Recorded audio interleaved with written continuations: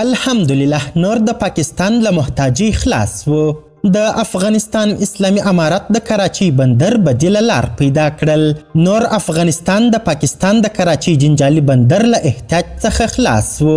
د افغانستان اسلامی امارت هڅه کوي ترڅو افغانستان په بشپړ ډول د پاکستان له محتاجی خلاص کړي.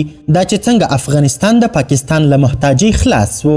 افغانستان ولې د کراچی بندر نور نه غواړي؟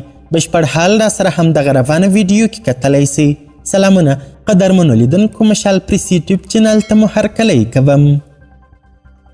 ایران ته د افغانستان اسلامی امارت د حکومت یو پلاوي سفر چې تیره اونۍ دغه هیواد ته تللی و، تیره ورځ هیواد ته د راستنېدو سره یې سم وویل.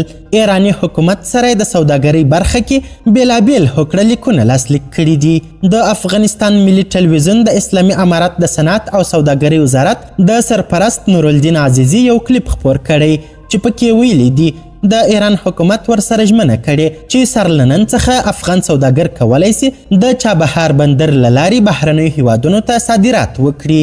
نوموړي ویلي زموږ سفر له لاسته راوړنو ډک و. زموږ د سفر یوازینۍ موخه د چابهار بندر له لارې صادرات و. ژمنې وسوې چې تاسې کولی سئ سر له سبا واردات او صادرات د چابهار بندر له لارې پیل کړئ.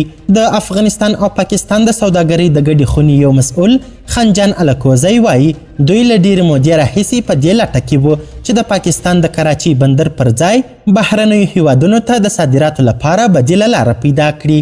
هغه ازادۍ راډیو ته وویل اوس مهال د چابهار بندر تر ټولو ښه بدیله لار ده. الکوزی زیاتوي چابهار بندر په اوسنیو شرایطو کې د افغانانو لپاره مناسبه بدیله لاره ده ځکه چې پاکستان د کراچۍ په بندر کې زموږ مالونه درولی دي. پاکستان یو سیستم جوړ کړی دی او غواړي دغه مالونه پر موږ 3 ځل 4 ځل د کمپنیو په بیه وپلوري. نو موږ اوس مهال د دوی په شرایطو د کراچۍ له بندر ګټه نسو اخیستلی، نو چابهار مناسبه لاره ده. نوموړي دا هم وویل چې د چابهار بندر له لارې د ایران او د افغانستان اسلامي امارت افغان سوداګرو ته د اسانتیاو په ځانګړي ډول د لګښتونو د راکمولو ژمنه هم کړې. بل پلو یو شمېر افغان سوداګر هم اوسني وخت کې چې د دوی پر سوداګریزو مالونو د کراچۍ بندر کې بندیزونه دي د چابهار بندر مناسب بدیل بولي. قدرمنو لیدونکو، د ویډیو له کتلو مو نړۍ مننه.